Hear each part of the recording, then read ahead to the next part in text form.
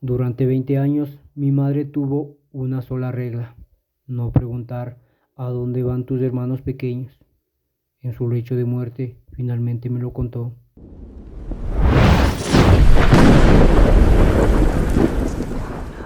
La casa está en silencio por primera vez en mi vida. El único zumbido es el zumbido del viejo refrigerador y el crujido de las tuberías cuando se enciende la calefacción.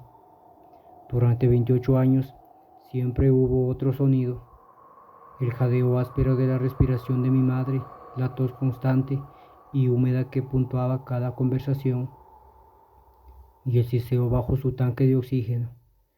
Ese sonido era la banda sonora de mi vida, pero ya no está, ella no está, y el silencio es mucho más fuerte que el ruido que alguna vez fue. Vivo en la casa donde crecí, una caja de 2 pisos con pintura descascarada, en una calle llena de otras cajas descascaradas. Todo el pueblo se está descascarando. Es un fantasma del cinturón industrial, un lugar que la industria construyó y luego abandonó, dejando atrás esqueletos de fábricas y gente sin otro lugar a donde ir. Yo trabajo en una de las pocas fábricas que siguen en funcionamiento, haciendo el mismo trabajo que hacía mi padre, estampando piezas de metal para máquinas que nunca veré. Es un ritmo ensordecedor y sin sentido que me consume. 8 a 10 horas al día. Me da para mantener la luz y comprarle cartones de cigarrillos a mi madre, precisamente lo que la estaba matando. Mi padre se fue cuando yo era niño. Esa era la historia oficial. Una nota en la mesa de la cocina, una bolsa de lona que desapareció del armario. No lo recuerdo, la verdad. Tengo destellos de impresiones. El roce de una barba en la mejilla, el olor a grasa y loción de afeitar barata. Una voz grave tartareando una melodía que no logro identificar, pero es un fantasma, un agujero en mi vida que mi padre tapó con historias superficiales. La cosa es que nunca estábamos realmente solos, siempre estaban los hermanitos. Aparecían por la noche. Mamá entraba en mi habitación con la mano en el hombro de un niño flacucho y nervioso, generalmente unos años menor a yo en ese entonces. Todos tenían la misma mirada: pelo desalineado, vaqueros desgastados, una mirada cautelosa y ansiosa. Este lo ha pasado mal, susurraba, mientras el humo de sus cigarrillos se enrosaba alrededor de su cabeza como un halo de veneno. Se escapó, no tiene a dónde ir. Puede quedarse con nosotros un tiempo. Serás su hermano mayor, ¿de acuerdo? Enséñale cómo funciona, y lo hará. Durante una semana, quizá un poco más, tendría un hermano. El primero, recuerdo que se llamaba José. No, digamos que era el primero. Era callado, pero le encantaban mis videojuegos. Nos quedábamos despiertos hasta tarde, con el brillo de la pantalla del televisor en la cara, una bolsa de patatas fritas entre nosotros. Le enseñaba los movimientos secretos, los trucos. Dormí en la litera de invitados y en la oscuridad le oía respirar, una presencia pequeña y constante en la habitación. Era agradable no ser el único niño en casa. Entonces, una mañana me despertaba y la litera estaba vacía. Las sábanas estaban bien dobladas. Su mochila desgastada había desaparecido. La primera vez que pasó, entré en pánico. Bajé corriendo las escaleras, pensando que se había escapado. Mi madre estaba sentada a la mesa de la cocina, fumando, contemplando la mañana gris. ¿Dónde está?, pregunté con voz tensa. Dio una larga calada, dejando escapar el humo en una columna lenta y cansada. Tu padre vino a buscarlo esta noche, decía, sin mirarle a los ojos. Ahora ve a ayudar a tu padre. Tienen un trabajo importante que hacer. En ese momento tenía 7 años. Tenía un extraño sentido. Mi padre fantasma rescataba a los niños perdidos. Los llevaba a un lugar mejor, un taller secreto donde hacían cosas importantes de hombres. Estaba orgulloso en cierto modo, estaba ayudando. Era el primer paso en su salvación. Hubo muchísimos a lo largo de los años, quizá una docena. El que dibujaba increíbles cómics de superhéroe en papel borrador. El que era un genio desarmando y arreglando cosas. Hizo que nuestra tostadora volviera a funcionar. El que apenas hablaba, pero me seguía como una sombra. Siempre era la misma rutina. Una semana de hermandad compartiendo mi pequeño mundo y luego una cama vacía por la mañana y la misma explicación silenciosa y llena de humo. A medida que crecí, la historia empezó a parecerme débil. De adolescente, supe que era mentira. Mi padre no iba a volver. No dirigía un centro de asignación social secreto para fugitivos. Pero nunca insistí. Cuestionar a mi madre era como empujar un muro que sabías que contenía una inundación.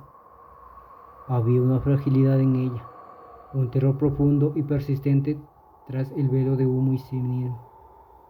Así que la seguí la corriente. Fui el hermano mayor durante una semana y luego quedé solo otra vez. El último hermanito llegó cuando tenía 16 años. Para entonces, la tos de mamá era peor, le temblaban las manos.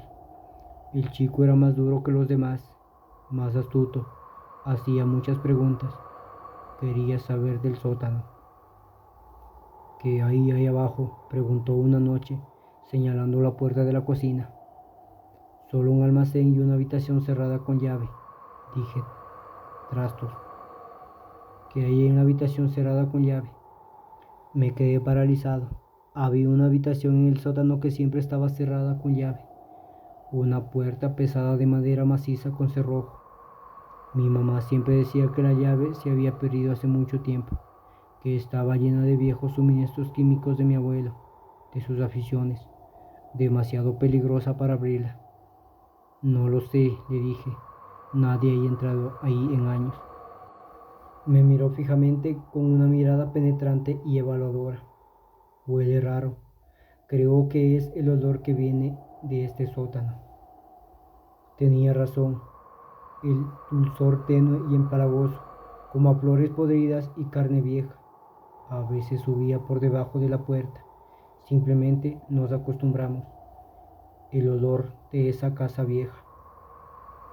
2 días después se fue y no hubo más después de él. Pasaron los años, el pueblo se oxidó un poco más. Me gradué, conseguí trabajo en la fábrica. Mi vida se redujo hasta que solo quedó la fábrica, esta casa y ella. Por su parte, su mundo se redujo a la sala de estar, luego a la cama de cuidados paliativos que instalaron junto a la ventana. El cáncer de pulmón era un parásito que la devoraba por dentro. A medida que empeoraba, su mente empezó a fallar, no todo el tiempo, pero sí a destellos. Los muros cuidadosamente construidos de su realidad comenzaron a derrumbarse. La mentira sobre mi padre y los hermanos pequeños fue una de las primeras cosas que se resquebrajó. Una noche le estaba cambiando el tanque de oxígeno y me agarró del brazo. Su agarre era sorprendentemente fuerte, sus ojos abiertos con un terror que era más que solo miedo a morir. Era algo antiguo, algo con lo que había vivido durante décadas. No puedes dejar que pase hambre, dijo con voz áspera y seca. Prométemelo. Cuando yo me vaya, no puedes dejar que se muera de hambre.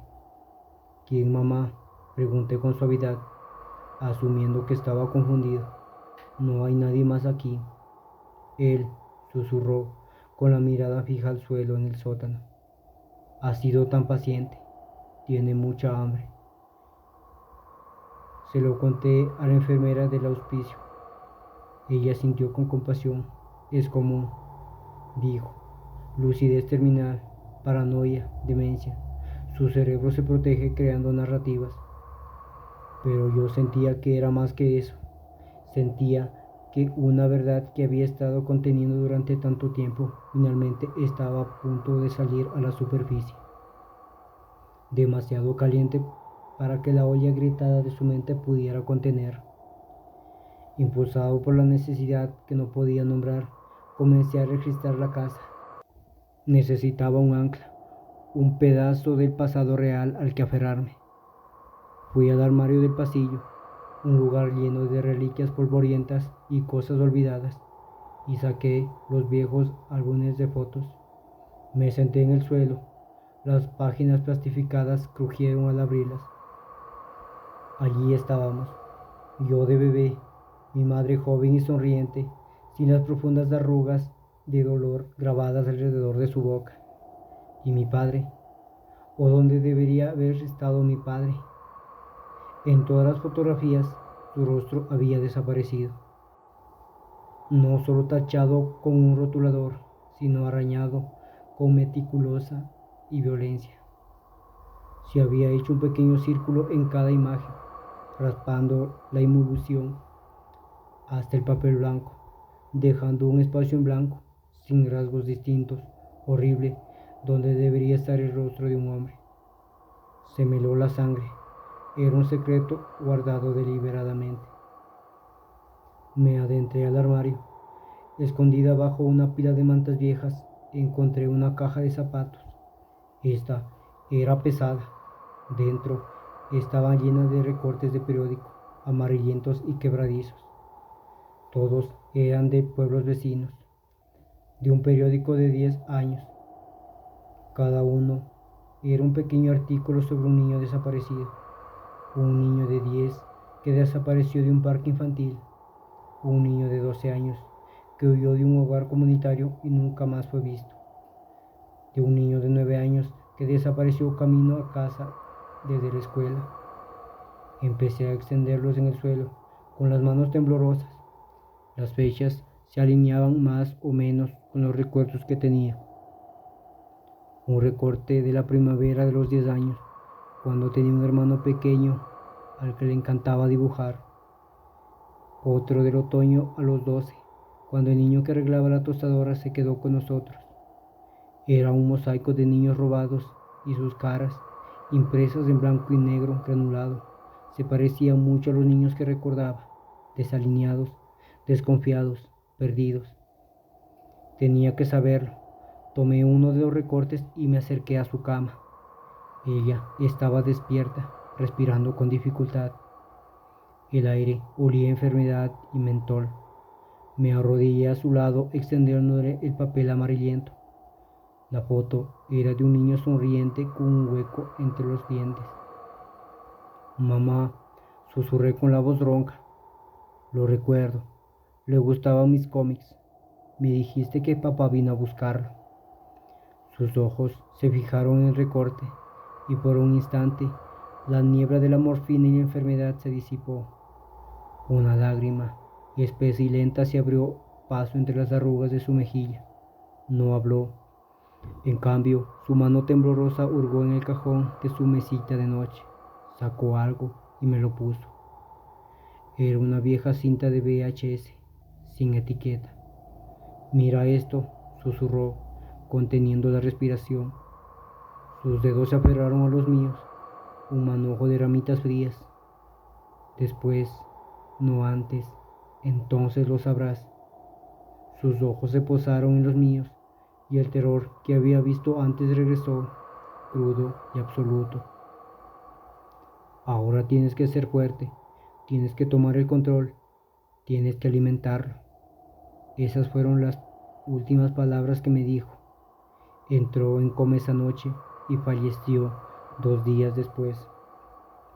Durante una semana, la casa fue un torbellino de logística. La funeraria, el papeleo, los vecinos bien intencionados con sus guisos. Lo recorrí todo como un fantasma en mi propia casa.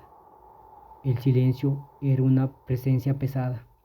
La cinta de VHS estaba en la encimera de la cocina. El rectángulo de plástico negro lleno de respuestas que me aterraba oír. Finalmente, anoche no pude soportarlo más. La incertidumbre era peor que el horror que contenía la cinta. Tenía que saber qué estaba heredando. Saqué del armario la vieja videograbadora, un monstruo polvoriento de otra época, y la conecté al pequeño televisor del salón. Me temblaban las manos al introducir la cinta. La máquina zumbaba y hacía ruido metálico, y luego la pantalla se encendió con un destello de azul y estática. La imagen que se resolvió estaba granulada, el color deslavado. Era una barbacoa en el jardín. La fecha en la esquina decía julio de 1998. Yo era un niño pequeño en el video, persiguiendo una pelota por el césped irregular. Mi madre, increíblemente joven, se reía sosteniendo un plato de perritos calientes. Y entonces la cámara hizo un paneo y lo vi. Era mi padre. Era un hombre de aspecto normal, cabello castaño, una sonrisa amable, de mi misma complexión. Estaba asando la parrillada, volteando hamburguesas con una espátula, pero algo fallaba. Cada pocos segundos se echaba hacia atrás y se rascaba el omoplato, un movimiento incómodo y doloroso. Hacía una muñeca, luego forzaba una sonrisa al ver la cámara sobre él. La escena se cortó. Ahora estaba en casa. Unas semanas después, según la fecha, mi padre estaba de pie, sin camisa en el baño, de espaldas a la cámara, que debía de estar oculta. En su omoplato derecho había un bulto. No era un lunar ni un tumor. No se parecía a nada que hubiera visto antes. Era oscuro, casi morado, y tenía una contextura extraña y enversada, como un trozo de coral o corteza arrugada. Incluso con la baja resolución del video pude ver una leve pulsación rítmica. Corté de nuevo. El bulto era más grande ahora, del tamaño de un puño. Se había extendido, zarcillos del mismo tejido oscuro y venenoso ramificándose por su espalda. La voz de mi padre, más joven pero tensa por el pánico, se oía detrás de la cámara hablando con alguien por teléfono. Los médicos no saben qué es. Hicieron una biopsia, pero la muestra, dijeron que era un tejido inerte, pero seguía creciendo. No, no es canceroso. Dijeron que no tenía nada de celular. Otro salto, una consulta médica. La cámara estaba temblorosa, probablemente mi madre grabando desde su regazo. Un médico señalaba una serie de radiografías en la mesa de luz.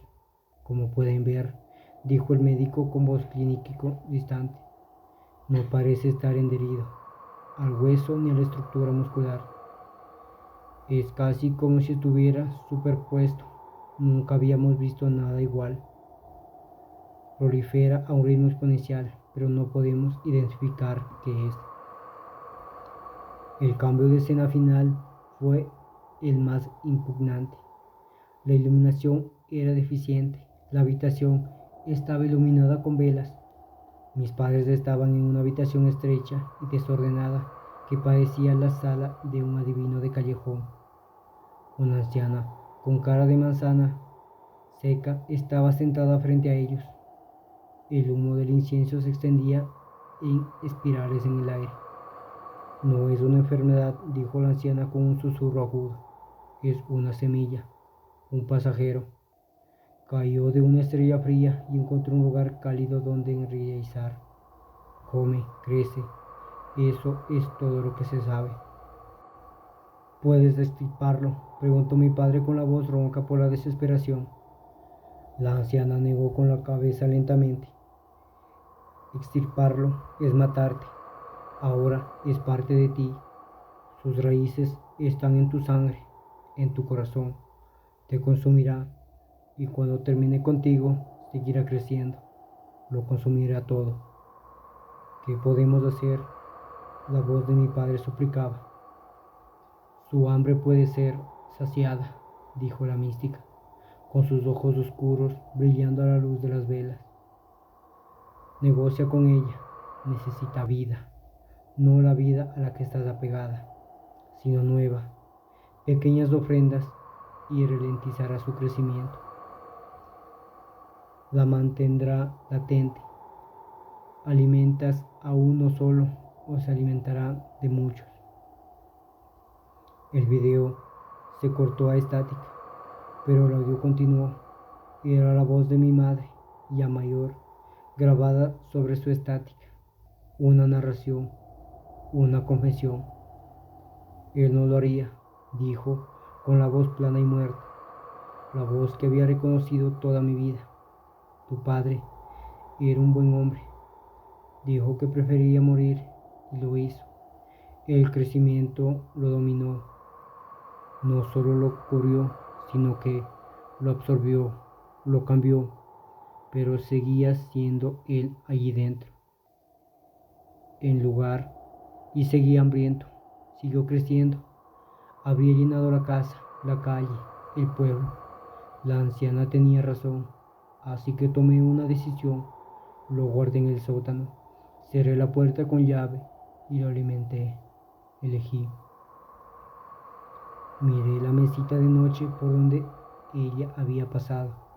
La llave seguía allí, donde la había dejado. Una llave maestra, antigua y sencilla, con el latón deslustrado por el tiempo y el uso. Mi mano se mantuvo firme al cogerla. No había elección, ¿verdad? Solo existía el deber, el legado que ella me había dejado. Fui a la cocina y abrí la puerta del sótano. El aire que me recibió era denso, pesado y frío. Olía a tierra húmeda, moho y ese aroma empalagoso, mucho más intenso ahora. Me cubría la garganta. Encendí el interruptor y una bombilla desnuda al pie de la escalera parpadeó, proyectando sombras largas y danzantes. Cada escalón de madera crujía bajo mi peso. El sótano estaba sin terminar, con suelo de hormigón y paredes de piedra que rezumbaban humedad. Estaba lleno de trastos de toda una vida, muebles viejos bajo sábanas blancas como fantasmas dormidos, cajas con pertenencias olvidadas, mis videojuegos favoritos, pero solo tenía ojos para la puerta al fondo de la habitación. Esa era tal como la recordaba, pero peor. La madera estaba oscura y manchada, deformada por la humedad. Un extraño moho oscuro se asomaba por los bordes del marco. El encerrojo era grueso y oxidado. Podía ver arañazos profundos y largos en la madera, hendiduras que parecían empezar a la altura de la cintura, desde adentro. El corazón me latía con fuerza. Sentí la llave como un bloque de hielo en la palma de mi mano. Era el lugar, el corazón de la casa, la fuente de la podredumbre que había consumido a mi familia, mi pueblo, mi vida entera. Metí la llave en la cerradura. Estaba rígida y tuve que empujarla con el hombro para que girara. El golpe del cerrojo al abrirse fue un sonido más fuerte que jamás había oído. Respiré hondo. El aire vaciado me llenó los pulmones y abrí la puerta. Ya no era una habitación. El concepto de habitación, 4 paredes, un suelo, un techo, había desaparecido. Cada superficie estaba cubierta por una única masa contigua de carne viva. Era una membrana palpitante, llena de venas, de color de una hematata profunda, que brillaba húmedamente bajo la tenue luz de la bombilla desnuda del sótano principal. Se movía con una ondulación lenta y rítmica, como un pulmón respirando. El olor dulzón y podrido era abrumador, una fuerza física que me hacía lagrimear. Era un terrario biológico de pesadilla, el útero canceroso que había consumido su contenedor. Colgado del centro del techo, suspendida por huesos cordones umbilicales de la misma carne, había una forma. Era vagamente humanoide, un torso y extremidades fusionados en una sola masa tumoral. Y desde el centro de una masa, un rostro me miraba. Los rasgos estaban distorsionados, hinchados, pero los reconocí del video doméstico. La forma de la mandíbula, la línea de la nariz y los ojos eran sus ojos abiertos, conscientes y llenos de un hambre central e insaciable. No emitió ningún sonido, no tenía por qué hacerlo. Cuando nuestras miradas se cruzaron, un pensamiento floreció en mi mente, una voz que no era una voz, un sentimiento que no era el mío. Era un concepto simple, primario y absorbente que resonaba en cada célula de mi ser. Hambriento. Me quedé paralizado en la puerta, con la llave fría en la mano. Mi mente era como una pizarra en blanco de puro terror. Mientras observaba paralizado, un zarcillo de la carne de la pared más cercana comenzó a moverse. No fue rápido, pero fue deliberado. Se alargó, extendiéndose desde la pared, una nueva vena cobrando vida a lo largo de su longitud. Creció ante mis ojos, extendiéndose hacia mí a través del umbral. Habían pasado meses, tal vez incluso años desde la última vez que mi madre había podido bajar estas escaleras. Años desde su última comida. El hambre era una agonía física y estridente que podía sentir irradiar de la criatura en oleadas. Cerré los ojos y una serie de rostros se reflejó en la oscuridad de mis párpados. El chico que amaba los videojuegos, el que sabía dibujar, la sombra silenciosa, todos los hermanitos. Vi sus rostros no como eran cuando estaban conmigo, llenos de esperanza y una confianza cautelosa, sino como debieron ser en sus últimos momentos, mirando fijamente a este mismo abismo palpitante y hambriento. Se me cortó la respiración. Toda mi vida había sido una mentira construida sobre un horror que jamás podría haber imaginado. Era el hijo de un monstruo, el hijo de un guardián, y ahora la decisión tomó mi madre hace ya varios años. Retrocedí un paso y cerré la puerta deformada. El zarcillo de carne golpeó la madera del otro lado. Un sonido húmedo insistente. Giré la llave y el cerrojo se cerró como un crujido ensordecedor y definitivo. Subí las escaleras, atravesé la cocina y salí por la puerta principal de la casa. No miré atrás. El aire vespertino de mi pueblo moribundo me refrescaba la cara. Las farolas proyectaban largas franjas anaranjadas sobre el pavimento agrietado. Sé lo que tengo que hacer. Tengo que ser fuerte ahora. Tengo que detener su crecimiento. Primero, lo primero, tengo que alimentarlo. Metí las manos en los bolsillos y empecé a caminar. Mis pasos resonaban en la calle vacía. Caminé hacia el resplandor de unas luces del centro, hacia la estación de autobuses, hacia el paso elevado, hacia las zonas del pueblo donde siempre parecen congregarse los niños perdidos. Y mientras escribo esto, tras la pérdida de mi primer hermanito, lo siento en el pecho. El peso de mi madre cargó toda mi vida.